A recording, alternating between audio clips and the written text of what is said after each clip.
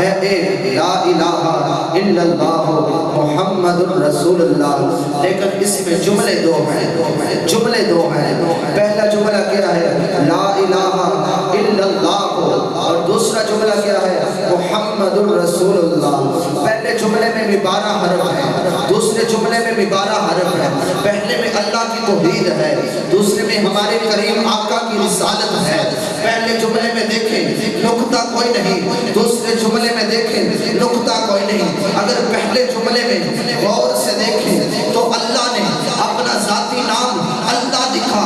اگر اللہ میں دیکھیں، اللہ میں دیکھیں، اللہ کو غور سے پڑھیں، اللہ کے 4 حرفوں میں نقطہ کوئی نہیں۔ اور آگے دوسرے جملے میں آ جائیں، ہمارے پیارے آقا و مولا محمد کا بھی اللہ نے ذاتی نام لکھا، اور محمد کو غور سے دیکھیں، اس میں نقطہ نہیں ہے، حرف بھی 4، میم بھی ہے، اس میں ایک شد ہے، اور اللہ میں بھی ایک شد ہے۔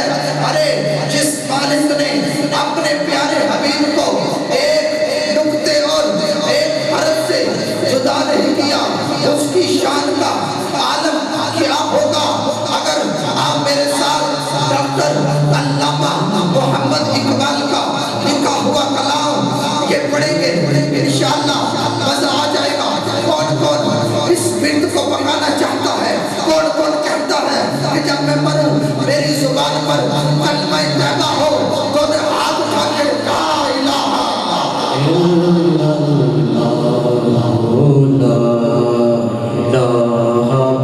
الا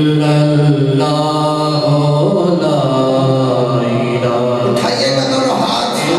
جو کہتا ہے مرنے کے وقت شرمانا نہیں، مرنے کے وقت ہماری زبان پر کلمہ طیبہ ہو، اسٹیج سے لے کے آخری بندے تک دونوں ہاتھ اٹھا کے لا الہ الا اللہ اللہ۔ اور ڈاکٹر علامہ محمد اقبال لکھتے ہیں خودی کا سر نہاد لا الہ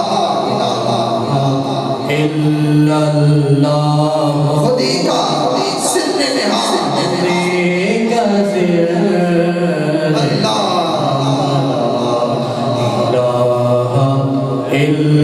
بیرات لکھتے ہیں خودی ہے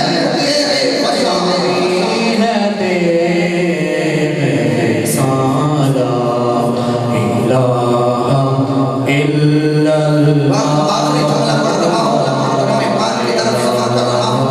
آگے ڈاکٹر علامہ محمد اقبال نے کیا خوب لکھا کہ یہ نغمہ فضلے ہاتھ اٹھا کے یہ نغمہ فضلے بلو لالا کا نہیں بندن، اگرچہ بت ہے جماعت کی آستینوں میں، بت ہے جماعت